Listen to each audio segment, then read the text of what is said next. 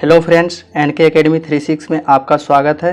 आज हम Lucent objective के सारे प्रश्न जो कि किसी न किसी एग्ज़ाम में पूछे गए हैं वो सब प्रश्न एक जगह करके आप सबके बीच में लाए हैं और जो कि आगामी प्रतियोगी परीक्षा के लिए काफ़ी हेल्पफुल रहने वाली है। इसलिए वीडियो में शुरू से अंत तक बने रहें और वीडियो अच्छी लगी तो वीडियो को लाइक कर दें और आगे इसी तरह की वीडियो देखने के लिए चैनल को अवश्य सब्सक्राइब कर लें। धन्यवाद। चलते हैं आज के पहले प्रश्न की ओर। पहला प्रश्न है, इतिहास अपने को दोहराता है, यह किसका कथन है? तो ये हीगेल का कथन है। अगला प्रश्न है, समस्त इतिहास वर्ग संघर्ष का इतिहास है, यह किसका कथन है? तो ये कार्ल मार्क्स का कथन है। अगला प्रश्न है, किसने द्वंद्वात्मक भौतिकवाद के सिद्धांत का प्रतिपादन किया? तो ये मार्क्स ने किया। अगला प्रश्न है, इतिहास विगत की राजनीतिक है, यह किसका कथन है? तो ये सीले का कथन है। अगला प्रश्न है, किस इतिहास दर्शन शास्त्री ने कहा था समस्त इतिहास समकालीन इतिहास है? तो ये बेनेडिक्ट क्रोचे ने बोला था। अगला प्रश्न है, विक्रम संवत प्रारंभ हुआ? तो ये 58 ईसा पूर्व में प्रारंभ हुआ। अगला प्रश्न है, गुप्त संवत 319 से 320 ईस्वी को प्रारंभ करने का श्रेय किसे जाता है? तो ये चंद्रगुप्त मौर्य को जाता है। अगला प्रश्न है, चालुक्य विक्रम संवत का प्रचलन किसने किया? तो ये विक्रमादित्य 6 ने किया। अगला प्रश्न है, एक नए संवत चलाने का यश प्राप्त है? तो ये लक्ष्मण सेन को प्राप्त है। अगला प्रश्न है, कार्बन 14 तिथि निर्धारण पद्धति का विकास किसने किया? तो ये बिलियर्ड लीवी ने किया। अगला प्रश्न है, कार्बन डेटिंग किसकी आयु निर्धारण हेतु प्रयुक्त होती है? तो ये जीवाश्म। अगला प्रश्न है, भारत के संदर्भ में ऐतिहासिक काल का आरंभ कब से माना जाता है? तो ये 600 ईस्वी पूर्व को माना जाता है। अगला प्रश्न है, किसने इतिहास को प्राचीन, मध्यकालीन और आधुनिक तीनों भागों में बांटकर देखने का रिवाज चलाया? तो ये सेलियरस ने रिवाज चलाया था। अगला प्रश्न है, किस वेद में प्राचीन वैदिक युग की संस्कृति के बारे में सूचना दी गई है? तो ये ऋग्वेद। अगला प्रश्न है, कौन सा ग्रंथ यह दावा करता है जो उस ग्रंथ में है वह विश्व में है और जो उस ग्रंथ में नहीं है वह विश्व में अलभ्य है? तो ये महाभारत।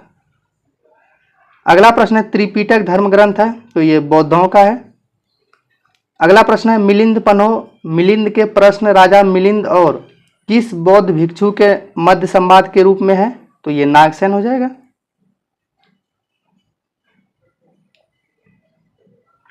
अगला प्रश्न है, किसकी तुलना मैकियावेली के प्रिंस से की जाती है? तो कौटिल्य का अर्थशास्त्र हो जाएगा। अगला प्रश्न है, कौटिल्य के अर्थशास्त्र में किस पहलू पर प्रकाश डाला गया है? तो ये राजनीतिक नीतियां पर प्रकाश डाला गया है। अगला प्रश्न है, कालिदास द्वारा रचित मालविकाग्नि मित्रम नाटक का नायक था? तो ये अग्निमित्र हो जाएगा। अगला प्रश्न है, पृथ्वीराज रासो किसके द्वारा रचित ग्रंथ है? तो ये चंद्रवर दाई हो जाएगा। अगला प्रश्न है, किस विदेशी यात्री ने भारत का दौरा सबसे पहले किया था? तो ये मेगास्थनी हो जाएगा। अगला प्रश्न है, जियोग्राफिका की रचना किसने की? तो ये स्ट्रेबो हो जाएगा, स्ट्रेबो ने किया था।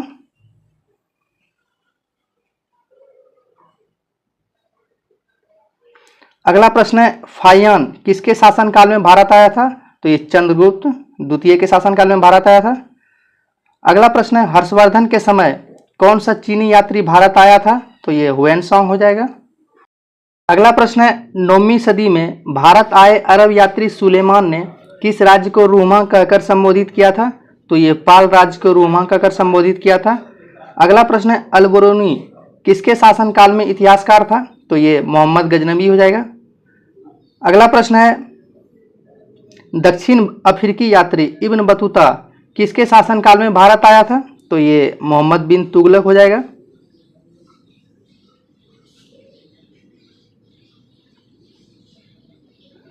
अगला प्रश्न है, फारस के सुल्तान मिर्जा शाहरुख के राजदूत अब्दुल रज्जाक ने किस विजयनगर सम्राट के शासनकाल में विजयनगर की यात्रा की? तो ये देवराय द्वितीय हो जाएगा। अगला प्रश्न है, भारतीय पुरातत्व सर्वेक्षण की स्थापना कब हुई थी? तो ये 1861 ईस्वी में हुई थी।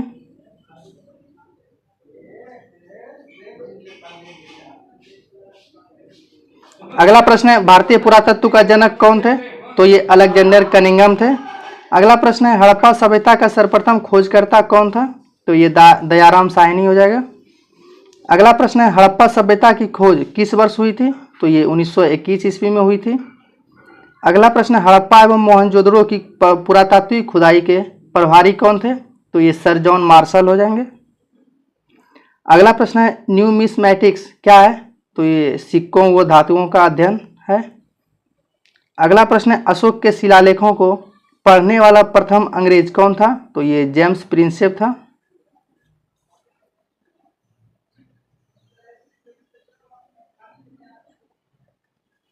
अगला प्रश्न है अशोक के अधिकांश अभिलेख किस भाषा व लिपि में है? तो ये प्राकृत भाषा और ब्रह्मी लिपि में है। अगला प्रश्न है कहाँ से अशोक के द्विभाषाई ग्रीक एवं अरमाइक एक अभिलेख प्राप्त हुए? तो ये हो जाएगा सार ए कुना या कंधार। अगला प्रश्न है हेलियोडोरस का बेश नगर अभिलेख संदर्भित है? तो ये केवल वासुदेव से संदर्भित है। अगला प्रश्न है सर्वप्रथम भारत में विशुद्ध संस्कृत भाषा में लंबा लेख किस राजा द्वारा जारी किया गया? तो ये शक क्षत्रप रुद्रदामन द्वारा जारी किया गया था। अगला प्रश्न है काव्य शैली का प्राचीनतम नमूना किसके अभिलेख में मिलता है? तो ये रुद्रदामन के अभिलेख में मिलता है। अगला प्रश्न है समुद्रगुप्त की सैनिक उपलब्धियां का वर्णन उसके किस अभिलेख में उपलब्ध है? तो ये प्रयाग के अभिलेख में उपलब्ध है। अगला प्रश्न है अभिलेखों को ऐतिहासिक प्राकथन के साथ प्रारंभ करने की परंपरा का सूत्रपात किसने किया? तो ये राजराजा प्रथम ने किया। अगला प्रश्न है भारत में सिक्कों का प्रचलन कब आरंभ हुआ? तो ये 600 ईस्वी पूर्व में आरंभ हुआ। अगला प्रश्न है भारत में सर्वप्रथम स्वर्ण मुद्राएं किसने चलाई? तो ये इंडो बैक्टीरियन ने चलाई। अगला प्रश्न है किसने सोने के सर्वाधिक शुद्ध सिक्के जारी किए? तो ये कुषाण शासक ने जारी किए। अगला प्रश्न सातवाहनों के समय सर्वाधिक मुद्रा किस धातु के बने थे? तो ये सीसा के बने थे। अगला प्रश्न किसने बड़े पैमाने पर स्वर्ण मुद्राएं चलाए? तो ये कुषाण शासकों ने चलाया।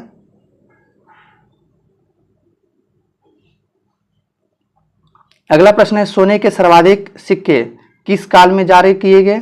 तो ये गुप्त काल में जारी किए गए। अगला प्रश्न है किस स्थल से रोमन सिक्के मिले हैं? तो ये अरिकमेडू से मिले हैं। अगला प्रश्न है भीमबेटका किसके लिए प्रसिद्ध है? तो गुफाओं के शैल चित्र के लिए प्रसिद्ध है। अगला प्रश्न है प्राचीन काल में भारत के लोग वर्मा को किस नाम से जानते थे? तो ये स्वर्ण भूमि के नाम से जानते थे। अगला प्रश्न है प्लेनी की मूल कृति नेचुरल हिस्ट्री किस भाषा में रचित है? तो ये लैटिन भाषा में रचित है।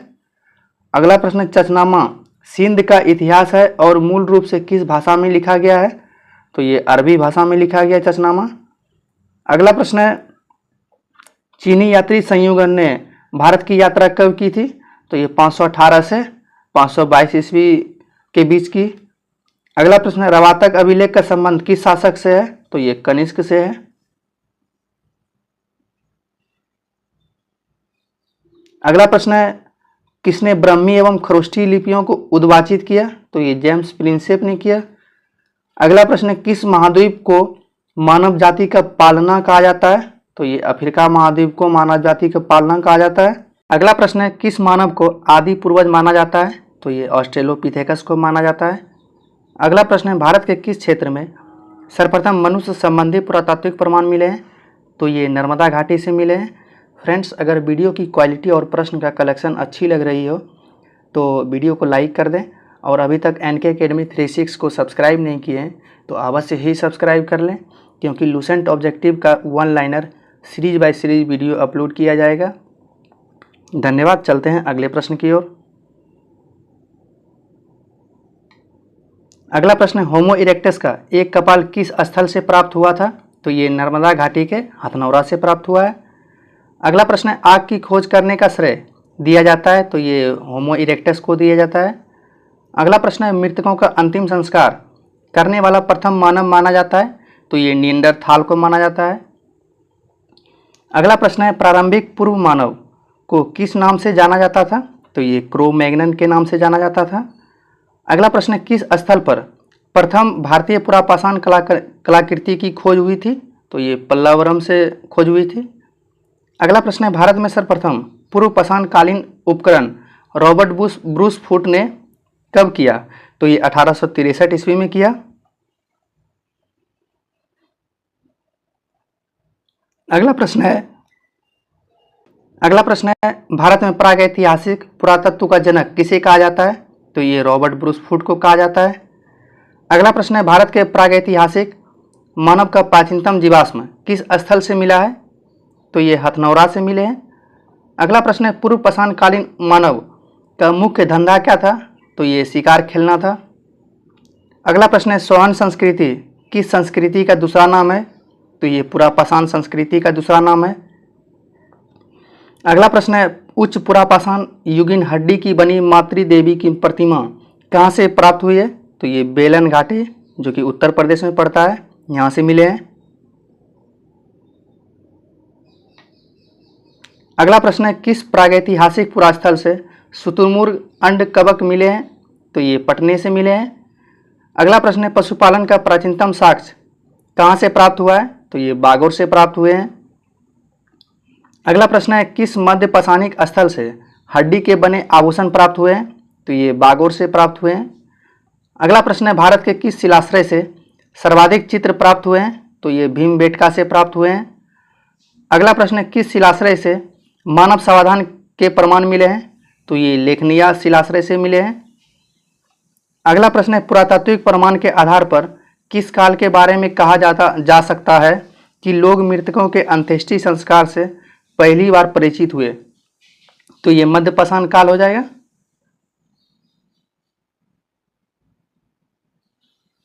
अगला प्रश्न है भारत में मानव अस्थिपंजर या कंकाल के प्रमाण किस काल से मिलने शुरू हो जाते हैं? तो ये मध्य पाषाण काल से मिलने शुरू हो गए।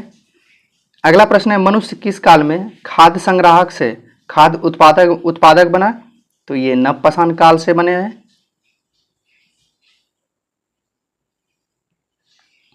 अगला प्रश्न है भारतीय उपमहाद्वीप में कृषि का प्राचीनतम साक्ष्य प्राप्त हुए हैं? तो ये मेहरगढ़ से प्राप्त हुए हैं। अगला प्रश्न है मानव द्वारा सर्वप्रथम प्रयुक्त अनाज था? तो ये गेहूं था। अगला प्रश्न है भारतीय उपमहाद्वीप में धान की खेती का प्राचीनतम साक्ष्य किस पुरातात्विक स्थल से प्राप्त हुआ है? तो ये उत्तर प्रदेश के में कोल्डीवा से हुआ है।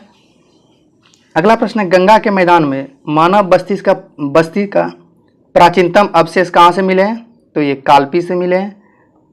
अगला प्रश्न है किस स्थान से गर्त निवास का पुरातात्विक साक्ष्य मिलता है? तो ये गुप्त कराल से मिलता है। अगला प्रश्न है मानव समाधानों में कुत्ते दफनाए गए थे? तो ये बुर्जहोम में दफनाए गए थे। अगला प्रश्न है मानव द्वारा सर्वप्रथम प्रयुक्त धातु था? तो ये तांबा था।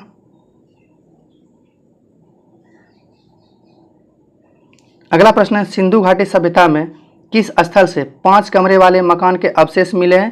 तो ये इनाम गांव से मिले हैं।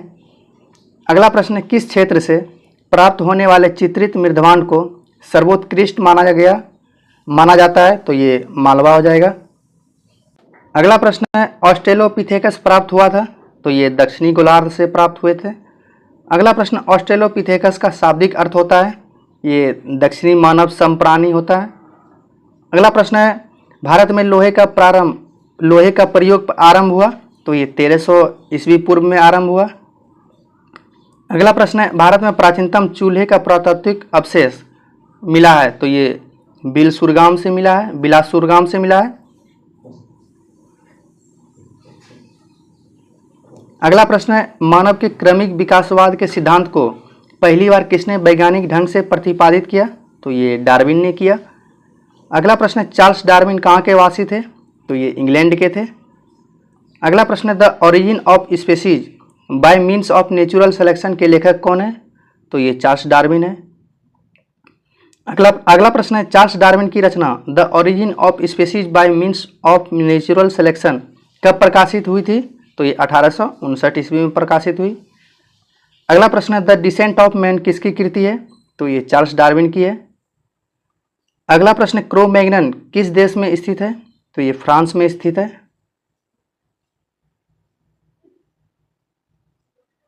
अगला प्रश्न है मैन मैक्स हिमसेल्फ किस पुरातत्वविद की रचना है? तो ये गार्डन चाइल्ड की है। अगला प्रश्न किस स्थल से कपास की खेती का प्रथम साक्ष्य प्राप्त हुआ है? तो ये मेहरगढ़ से प्राप्त हुआ है। अगला प्रश्न है नवपाषाणिक स्थल पायन थोरलंगतिन किस राज्य में स्थित है? तो ये मेघालय में स्थित है। अगला प्रश्न है बनास संस्कृति किस संस्कृति का दूसरा नाम है? तो ये आहार संस्कृति का दूसरा नाम है। अगला प्रश्न है नबगा टोली का उत्खनन किसने किया था? तो ये एच.डी. संकालिया ने किया था। अगला प्रश्न है भारत में ताम्र निधि का सबसे बड़ा भंडार कहाँ से मिला है? तो ये गुनगेरिया जो कि एमपी मध्य प्रदेश में पड़ता है। अगला प्रश्न है भीमबेटका को किसने खोजा था? तो ये डॉक्टर विष्णु श्रीधर वाकनकर ने खोजा था 1957 ईस्वी में। अगला प्रश्न है किस युग के दौरान भारत में शुतुरमुर्ग पाए गए थे? तो ये पुरापाषाण युग में पाए गए थे। अगला प्रश्न हड़प्पा सभ्यता का सर्वाधिक मान्यता प्राप्त काल क्या है? तो ये 2500 ईसा पूर्व से 1750 ईसा पूर्व। अगला प्रश्न सिंधु घाटी सभ्यता में घोड़े के अवशेष कहाँ से मिले हैं? तो ये सुरकोतदा से मिले हैं।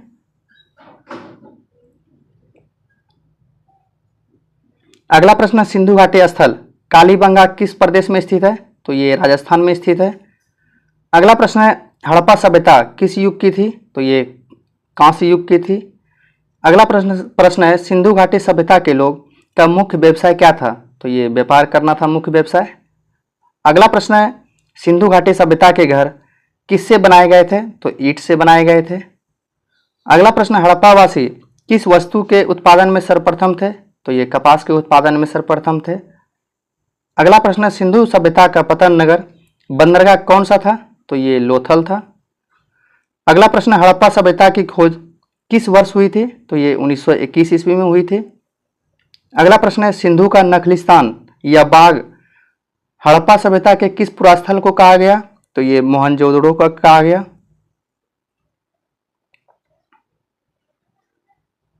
अगला प्रश्न है हड़प्पा सभ्यता के अंतर्गत हल से जोते गए खेत का साक्ष्य कहाँ से मिला है? तो ये कालीबंगा से मिला है। अगला प्रश्न सैंधव सभ्यता के ईंटों का अलंकरण किस स्थान से मिला है? तो ये कालीबंगा से ईंटों का अलंकरण मिला है। अगला प्रश्न है मोहनजोदड़ो कहाँ स्थित है? तो ये सिंध में स्थित है। अगला प्रश्न सिंधु सभ्यता में बृहद स्नानागार पाया गया? तो ये मोहनजोदड़ो में पाया गया। अगला प्रश्न है सिंधु सभ्यता की मुद्रा किस देवता के समतुल्य चित्रांकन मिलता है? तो ये आद्य शिव का मिलता है। अगला प्रश्न है मोहनजोदड़ो का स्थानीय नाम है? तो ये मृतकों का टीला है।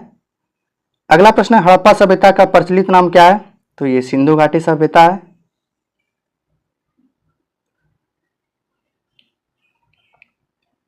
अगला प्रश्न है सैंधव सभ्यता के उत्खनन से प्राप्त मुहरों पर किस पशु का सर्वाधिक उत्कीर्ण हुआ है? तो ये बैल का हुआ है। अगला प्रश्न है भारत में खोजा गया सबसे पहला पुराना शहर कौन सा था? तो ये हड़प्पा था। अगला प्रश्न है मांडा किस नदी के किनारे स्थित था? तो ये चिनाव नदी के किनारे स्थित था। अगला प्रश्न है हड़प्पा के मिट्टी के बर्तनों पर सामान्यतः किस रंग का उपयोग हुआ था? तो ये लाल रंग का हुआ था। एक बार फिर से देख लेते हैं हड़प्पा के मिट्टी के बर्तनों पर सामान्यतः किस रंग का उपयोग हुआ था? तो ये लाल रंग का प्रयोग हुआ था। अगला प्रश्न है सिंधु घाटी सभ्यता की विकसित अवस्था में किस स्थल से घरों में कुएं के अवशेष मिले हैं? तो ये मोहनजोदड़ो में मिले हैं। अगला प्रश्न हड़प्पा एवं मोहनजोदड़ो की पुरातात्विक खुदाई के प्रभारी थे? तो ये सर जॉन मार्शल थे। अगला प्रश्न सिंधु घाटी के लोग विश्वास करते थे? तो ये मातृशक्ति में विश्वास करते थे। अगला प्रश्न है मोहनजोदड़ो की सबसे बड़ी इमारत मानी जाती है? तो ये विशाल स्नानागार मानी जाती है।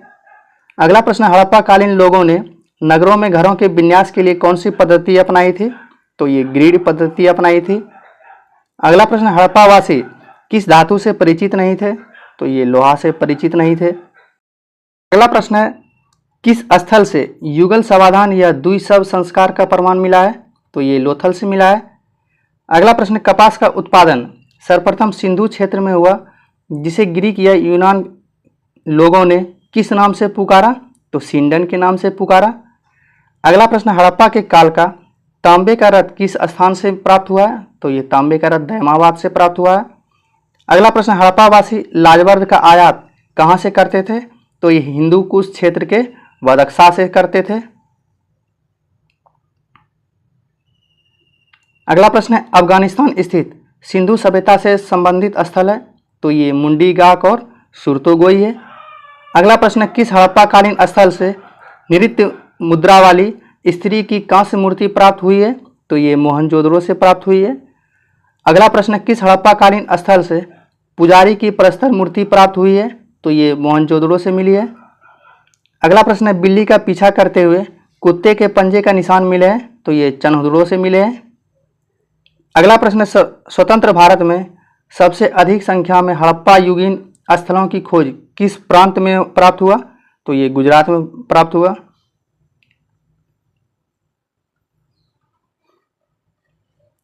अगला प्रश्न है, मनका का निर्माण का एक विशिष्ट केंद्र था? तो ये लोथल था। अगला प्रश्न है, पूर्व वैदिक या ऋग्वैदिक संस्कृति का काल किसे माना जाता है? तो 1500 ईसा पूर्व से 1000 ईसा पूर्व को माना जाता है। अगला प्रश्न है, आर्य शब्द का शाब्दिक अर्थ है? तो ये श्रेष्ठ या कुलीन है। अगला प्रश्न है, उत्तर वैदिक काल के वेद विरोधी और ब्राह्मण विरोधी धार्मिक अध्यापकों को किस नाम से जाना जाता था? तो ये श्रमण के नाम से जाना जाता था। अगला प्रश्न है, वैदिक गणित का महत्वपूर्ण अंग है? तो ये शुल्ब सूत्र है। अगला प्रश्न है, किस वेद में प्राचीन वैदिक युग की संस्कृति के बारे में सूचना दी गई है? तो ये ऋग्वेद में दी गई है। अगला प्रश्न है, वेदों की संख्या कितनी है? तो ये 4 है।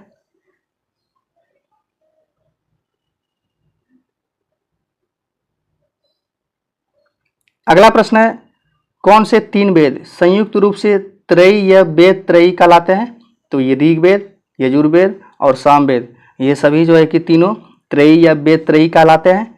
अगला प्रश्न है, ऋग्वैदिक आर्यों का मुख्य व्यवसाय क्या था? तो ये पशुपालन था। अगला प्रश्न है, भारतीय संगीत का आदि ग्रंथ कहा जाता है? तो ये सामवेद को कहा जाता है। प्रथम विधि निर्माता कौन है? तो ये मनु है। अगला प्रश्न है, कृष्ण भक्ति का प्रथम और प्रधान ग्रंथ है? तो ये श्रीमद् भागवत गीता है। अगला प्रश्न है, ऋग्वेद में संपत्ति का प्रमुख रूप क्या है? तो ये गोधन या गाय जिसको बोला जाता है। अगला प्रश्न है, ऋग्वेद के किस मंडल में शूद्र का उल्लेख पहली बार मिलता है?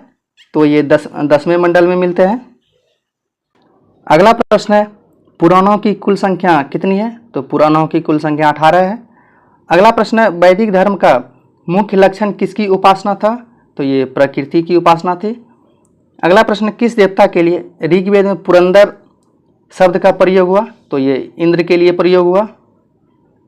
अगला प्रश्न है, आर्य भारत में बाहर से आए और सर्वप्रथम बसे थे? तो ये पंजाब में बसे थे। अगला प्रश्न है, ऋग्वेद के यज्ञकर्ता कहे जाते थे? तो होत्री। अगला प्रश्न है, यजुर्वेद के यज्ञकर्ता कहे जाते थे? तो अधर्व्यूह। सामवेद के यज्ञकर्ता कहे जाते थे? तो उद्गाता या उद्गात्री। अगला प्रश्न है, अथर्ववेद के यज्ञकर्ता कहे जाते थे? तो ब्रह्मा। अगला प्रश्न है, वेदांत या उत्तर मीमांसा दर्शन के प्रतिपादक है? तो ये बादरायण है।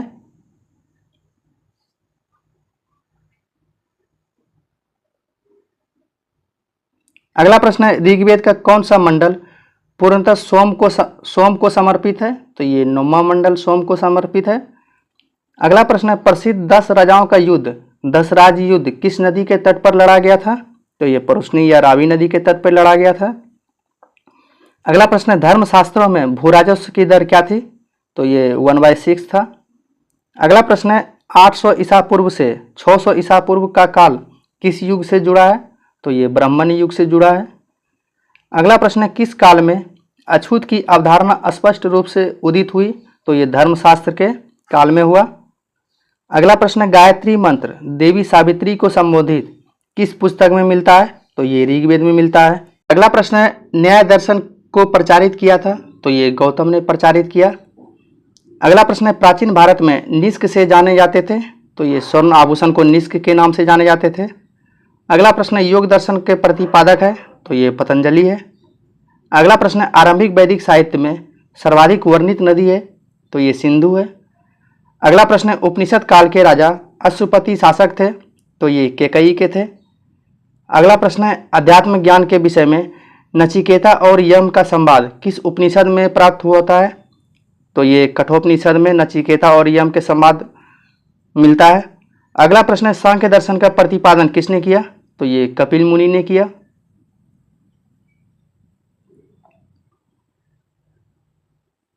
अगला प्रश्न है, भारत के किस स्थल की खुदाई से लौह धातु के प्रचलन के प्राचीनतम प्रमाण मिले हैं, तो ये अतरंजी खेड़ा से मिले हैं। अगला प्रश्न है कर्म का सिद्धांत संबंधित है, तो ये मीमांसा से संबंधित है। अगला प्रश्न है चरक संहिता नामक पुस्तक किस विषय से संबंधित है, तो ये चिकित्सा से संबंधित है।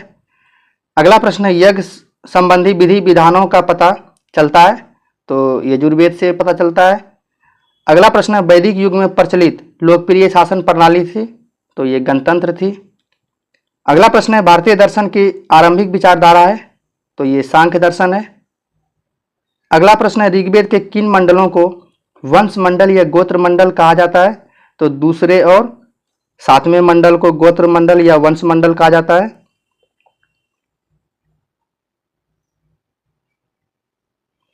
अगला प्रश्न है किस वेद में जादुई माया और वशीकरण का वर्णन है, तो ये अथर्ववेद में है। आर्य शब्द इंगित करता है, तो श्रेष्ठ वंश को इंगित करता है।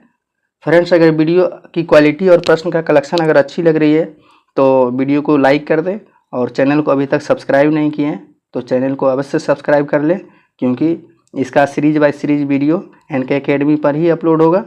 धन्यवाद। चलते हैं अगले प्रश्न की ओर। अगला प्रश्न है आर्य भारत में संभवतः आए थे, तो ये मध्य एशिया से आए थे। कौन सा वेद अंशतः गद रूप में भी रचित है, तो ये यजुर्वेद है।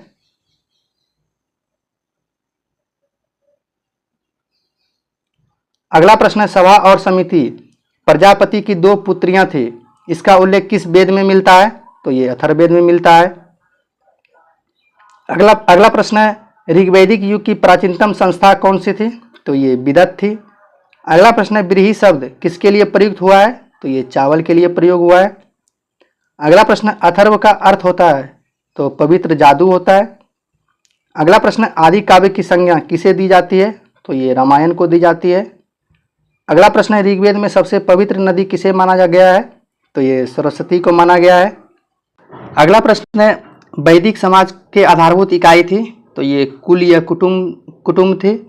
अगला प्रश्न है किस रचना में नारी को सुरा और पांसा के साथ 3 प्रमुख बुराइयों में शामिल किया गया है, तो ये मैत्रेयनी संहिता में। अगला प्रश्न है उत्तर वैदिक काल में किस देवता को सर्वोच्च स्थान प्राप्त है, तो ये प्रजापति को प्राप्त है। अगला प्रश्न संस्कारों की कुल संख्या कितनी है, तो ये 16 है। अगला प्रश्न कन्या को खरीद कर किया गया विवाह कहलाता है, तो ये असुर विवाह कहलाता है।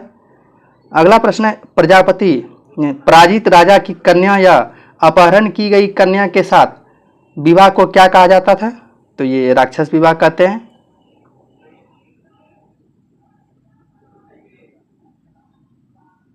अगला प्रश्न है प्राचीनतम विवाह संस्कार का वर्णन करने वाला विवाह सूक्त किस में पाया गया जाता है, तो ये ऋग्वेद में पाया जाता है। अगला प्रश्न है रीत प्राकृतिक संतुलन स्थापित करने के कारण किस वैदिक देवता को ऋतस्य गोप कहा गया है, तो ये वरुण को कहा गया है। अगला प्रश्न जल या समुद्र का देवता कहा जाता है, तो ये वरुण को कहा जाता है। अगला प्रश्न है 3 क्रम पगों में 3 लोक को माप लेने के कारण किसे उपक्रम कहा गया, तो ये विष्णु को कहा गया। अगला प्रश्न है मनु स्मृति मुख्यतः संबंधित है, तो ये समाज व्यवस्था से संबंधित है। अगला प्रश्न गायत्री मंत्र की रचना किसने की थी, तो ये विश्वामित्र ने की थी।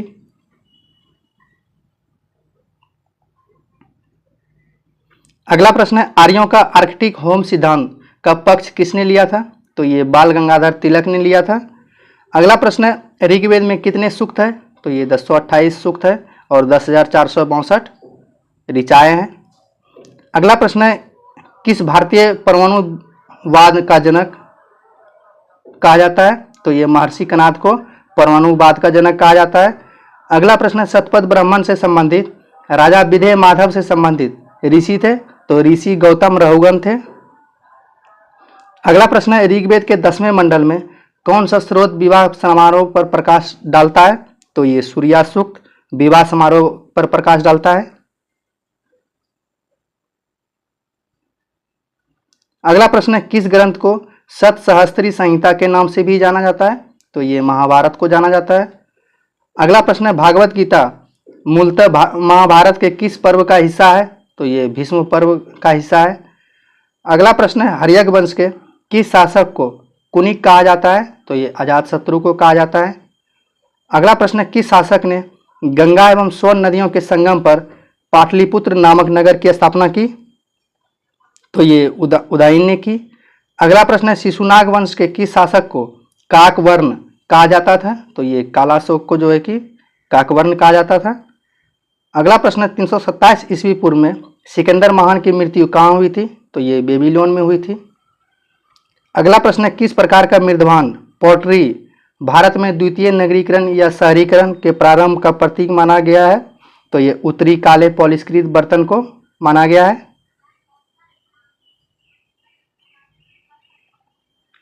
अगला प्रश्न है, पाली ग्रंथों में गांव के मुखिया को क्या कहा गया? तो ये भोजक या ग्राम भोजक कहा गया। अगला प्रश्न है, उज्जैन का प्राचीन नाम था? तो ये अवंतिका था। अगला प्रश्न है, नंद वंश का संस्थापक कौन था? तो ये महापद्म नंद था। अगला प्रश्न है, प्राचीन भारत में पहला विदेशी आक्रमण किनके द्वारा किया गया? तो ये ईरानियों के द्वारा किया गया। अगला प्रश्न, सिकंदर ने भारत पर कब आक्रमण किया? तो ये 326 ईसा पूर्व में किया। अगला प्रश्न है, 16 महाजन पदों की सूची उपलब्ध है? तो ये अंगुत्तर निकाय में उपलब्ध है। अगला प्रश्न है, मगध का कौन सा राजा सिकंदर महान का समकालीन था? तो ये घनानंद था।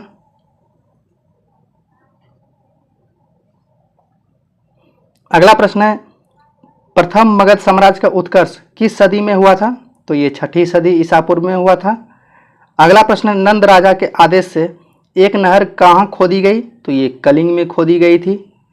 अगला प्रश्न है, पहले ईरानी शासक जिसने भारत के कुछ भागों को अपने अधीन किया था? तो ये डेरियस था, या इसको दयारबाहु भी बोला जाता है, दयारबाहु।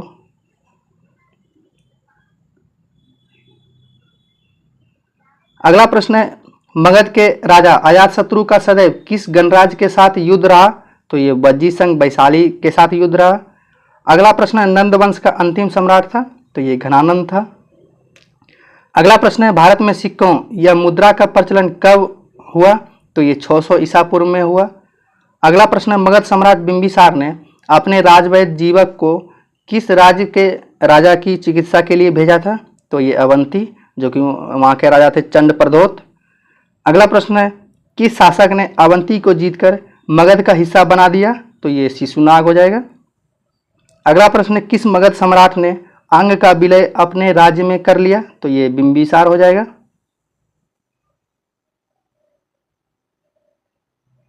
अगला प्रश्न है, काशी और लिच्छवी का विलय मगध साम्राज्य में किसने किया? तो ये शिशुनाग ने किया। अगला प्रश्न, सिकंदर के आक्रमण के समय उत्तर भारत पर किस राजवंश का शासन था? तो ये नंद वंश का शासन था। अगला प्रश्न, 6ठी सदी ईस्वी पूर्व में प्रारंभ में भारत का सर्वाधिक शक्तिशाली नगर राज्य कौन सा था? तो ये मगध था। अगला प्रश्न है, किसे उग्रसेन या भयानक सेना का स्वामी कहा जाता था? तो ये महापद्म नंद को कहा जाता था। अगला प्रश्न है, महाजन पद काल में श्रेणियों के संचालक को कहा जाता था? तो ये श्रेष्ठिन कहा जाता था। अगला प्रश्न है, गृहपति का अर्थ होता है? तो इसका धनी किसान होता है अर्थ। अगला प्रश्न है, महाजन पद काल में उच्च कोटि के अधिकारी कहे जाते थे? तो ये महामात्र कहे जाते थे। अगला प्रश्न है, महाजन पद काल में किसानों से कर वसूलने वाला अधिकारी कहे जाते थे? तो बलि साधक कहे जाते थे। अगला प्रश्न है, मगध के किस प्रारंभिक शासक ने राज्यारोहण के लिए अपने पिता की हत्या की एवं इसी कारणवश अपने पुत्र द्वारा मारा गया? तो ये अजातशत्रु थे। अगला प्रश्न है, 6ठी शताब्दी ईसा पूर्व का मत्स्य महाजन पद कहाँ स्थित है? तो ये राजस्थान में स्थित है। अगला प्रश्न है, जैन परंपरा के अनुसार जैन धर्म में कुल कितने तीर्थकर हुए? तो ये 24 तीर्थकर हुए, जिसमें 24वां महावीर था। अगला प्रश्न है, त्रिपिटक धर्म ग्रंथ है? तो ये बौद्धों का है। अगला प्रश्न है, विक्रमशिला विश्वविद्यालय की स्थापना किसने की थी? तो ये धर्मपाल ने की थी। अगला प्रश्न है, तृतीय बौद्ध संहिता के समय को किसने संरक्षण प्रदान किया था? तो ये अशोक ने जो है कि तृतीय बौद्ध संहिता को संरक्षण प्रदान किया। अगला प्रश्न है, बौद्ध ग्रंथ पीठकों की रचना किस भाषा में की गई थी? तो ये पाली भाषा में की गई थी। अगला प्रश्न है, किस शासक के शासनकाल में नेपाल में बौद्ध धर्म का गमन हुआ? तो ये अशोक के शासनकाल में नेपाल में बौद्ध धर्म का गमन हुआ। अगला प्रश्न है गौतम बुद्ध द्वारा अपने धर्म में दीक्षित किए जाने वाले अंतिम व्यक्ति कौन था? तो ये सुभद्र था। अगला प्रश्न है महावीर की मृत्यु कहाँ हुई थी? तो ये पुरी में हुई थी। अगला प्रश्न है बौद्ध धर्म एवं जैन धर्म दोनों के उपदेश किसके शासनकाल में दिए गए? तो ये बिंबिसार के शासनकाल में दिए गए थे। अगला प्रश्न है गौतम बुद्ध ने अपना प्रथम उपदेश कहाँ दिया था? तो ये सारनाथ में दिया था। अगला प्रश्न है गौतम बुद्ध द्वारा भिक्षुणी संघ की स्थापना कहाँ की गई थी? तो ये वैशाली में की गई थी। अगला प्रश्न है बौद्ध धर्म ग्रहण करने वाली पहली महिला कौन थी? तो ये महाप्रजापति गौतमी थी। अगला प्रश्न है सिद्धार्थ बुद्ध को ज्ञान की प्राप्ति कहाँ हुई थी? तो गया में हुआ था। अगला प्रश्न है बुद्ध के गृह त्याग का प्रतीक है? तो ये घोड़ा है। और जन्म का प्रतीक है? ये जन्म का प्रतीक कमल है। अगला प्रश्न है गौतम बुद्ध का मूल नाम क्या है? तो ये सिद्धार्थ था। अगला प्रश्न है महावीर का मूल नाम क्या था? तो ये वर्धमान था। अगला प्रश्न एशिया की रानी द लाइट ऑफ एशिया कहा जाता था? तो ये गौतम बुद्ध को कहा जाता था। अगला प्रश्न दिलवाड़ा के जैन मंदिर का निर्माण किसने करवाया था? तो ये चालुक्यों या सोलंकियों ने करवाया था। अगला प्रश्न जैन धर्म का आधारभूत बिंदु है? तो ये अहिंसा है। अगला प्रश्न है जियो और जीने दो किसने कहा? तो ये महावीर स्वामी ने कहा। अगला प्रश्न जैन धर्म में पूर्ण ज्ञान के लिए क्या शब्द है? तो ये कैवल्य है। अगला प्रश्न है महावीर स्वामी का जन्म कहाँ हुआ था? तो ये कुंडग्राम में हुआ था। अगला प्रश्न है तृतीय बौद्ध संहिता कहाँ आयोजित हुई थी? तो ये पाटलिपुत्र में हुई थी। अगला प्रश्न है कौन सबसे पूर्वकालिक जैन ग्रंथ कहलाता है? तो ये 14 पूर्व। अगला प्रश्न आजीवक संप्रदाय के संस्थापक कौन थे? तो ये मखली गौसाल थे।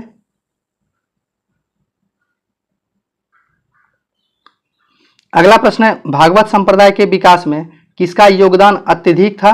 तो ये हिंद यूनानी का था। अगला प्रश्न है भगवान महावीर के प्रथम शिष्य कौन थे? तो ये जमाली थे।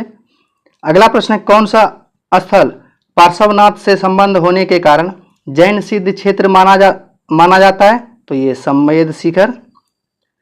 अगला प्रश्न है बुद्ध की मृत्यु के बाद प्रथम बौद्ध संहिता की अध्यक्षता किसने की?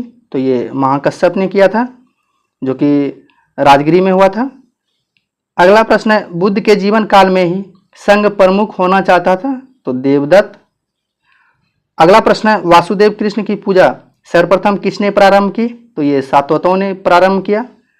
अगला प्रश्न स्यादवाद सिद्धांत किस धर्म का है? तो ये जैन धर्म का है।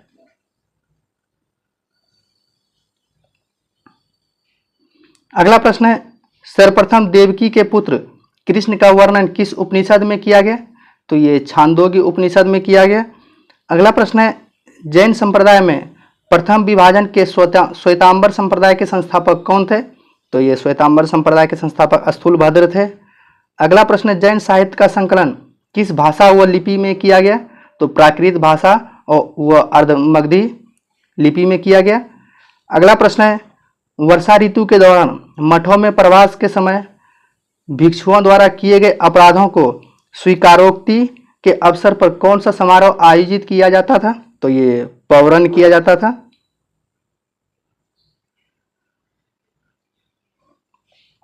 अगला प्रश्न है कश्मीर में कनिष्क के शासनकाल में जो बौद्ध संहिता आयोजित हुई थी इसकी अध्यक्षता किसने की थी? तो ये वसुमित्र ने किया था। अगला प्रश्न है बौद्ध धर्म के महायान और हीनयान संप्रदाय में सर्वाधिक मौलिक अंतर है? तो देवी देवताओं की पूजा है। अगला प्रश्न है जैन धर्म श्वेतांबर एवं दिगंबर संप्रदायों में किसके समय विभाजित हुआ? तो ये चंद्रगुप्त मौर्य के समय विभाजित हुआ। अगला प्रश्न है ऋग्वेद में किन दो जैन तीर्थकारों का उल्लेख मिलता है? तो ऋषभदेव और अरिष्टनेमी का मिलता है।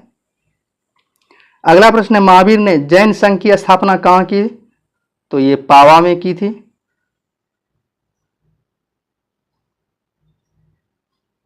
अगला प्रश्न है अनुव्रत शब्द किस धर्म से जुड़ा है? तो ये जैन धर्म से जुड़ा है। अगला प्रश्न है परिशिष्ट पर्व जो कि जैन से धर्म से संबंधित रचना है, इसके रचयिता कौन है? तो ये हेमचंद थे। अगला प्रश्न 16 महाजनपदों का उल्लेख मिलता है? तो ये भगवती सूत्र में मिलता है। अगला प्रश्न है, जैन धर्म को अंतिम राजकीय संरक्षण किस वंश के शासकों ने दिया? तो ये गुजरात के चालुक्य शासक ने दिया था।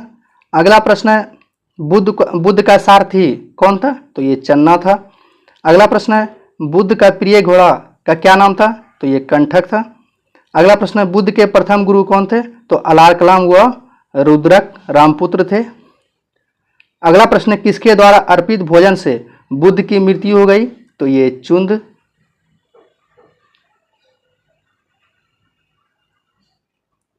अगला प्रश्न है, बुद्ध ने सर्वाधिक उपदेश कहाँ दिए थे? तो ये श्रावस्ती में दिए थे। अगला प्रश्न है, महाविभाष शास्त्र के रचयिता कौन है? तो ये वसुमित्र है। अगला प्रश्न है, कौन सी बौद्ध रचना गीता के समान पवित्र मानी जाती है? तो ये धम्मपद मानी जाती है। अगला प्रश्न है, बौद्ध धर्म में भावी बोधिसत्व या भविष्य के बोधिसत्व किसे माना गया है? तो ये मैत्रेय को माना गया है। अगला प्रश्न है, योगाचार व विज्ञानवाद के प्रतिपादक कौन थे? तो ये मैत्रेयनाथ थे।